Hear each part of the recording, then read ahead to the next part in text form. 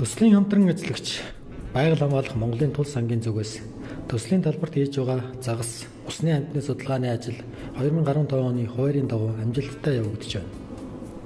Америкийн нэгдсэн улсын Рутгерсийн их сургуулийн доктор профессор Олаф Женсен болон Монголын загас судлаач эрдэмтдтэй хамтарсан баг Экселенгийн бэлчээрийн тодорхой бүс нутагт тул болон бусад загасны шилжилт хөдөлгөөн ижлэжлийн судалгааг хийж өмнө нь радио тохиолдолд тавигдсан загасны хөдөлгөөн амьдрах орчин нүүдлийг анхааралтай ажиглаж байгааг зэрэгцээ энэ удаа голын ёроолын шавж амтны судлаач эрдэмтэд оролцсон өргөн бүрэлдэхүүнтэй баг ажиллаж байгаа юм а. Тус багийн хийж байгаа өөр нэгэн эрдэм шинжилгээ судалгааны ажил бол эгийн голын гидрологийн цогц судалгааг хамгийн сүүлийн үеийн багаж техник тоног төхөөрөмж ашиглан хийж байгаа бөгөөд эгийн голд усны температур хэмжигч 13 багаж шинээр зөөрлүүлэн холбогдох ажиглалтыг хийж байна. Судлаачдын зүгээс ажил амжилттай эргэжж байгааг тэмдэглэхийн зэрэгцээ радио тохиолдолд тавьсан загас хяналтаас олонтой гарч өндөр үнэтэй тохиолдол үр дүнгээ өгөхгүй ихээхэн хэмжээний хохирол учирч байгааг дурдж байлаа.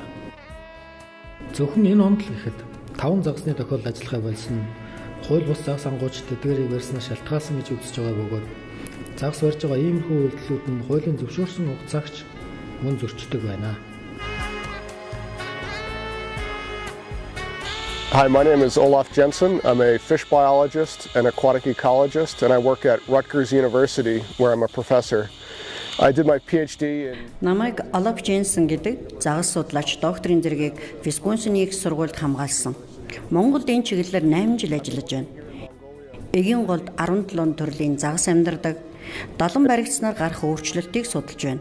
Эгийн голын ус их цэнгэг, түргэн урсгалтай бол сэлэн мөрөн харьцангуй өргөн, урсгал удаан, шавар ихтэй гол бөгөөд экосистемүүд ялгаатай тустай боловч загасны хувьд хоорондын уялдаа холбоог судалж байна. Энэ хоёр гол өөр төрлийн загастай. Гэхдээ зарим загас хоёр голдоо амьдардаг. Бид 18 загасанд радио төхөөрөмж суулган шилжилт хөдөлгөөнийг хянаж байна. Бид мөн голд доктортой изотопын шинжилгээ хийхдээ нүрс дөрөгч ба азотын доктортой изотопыг ашиглан X-сэлэн хоорондын хоол тэжээлийн сүлжээний энергийн шилжилт хөдөлгөөнийг судалсан.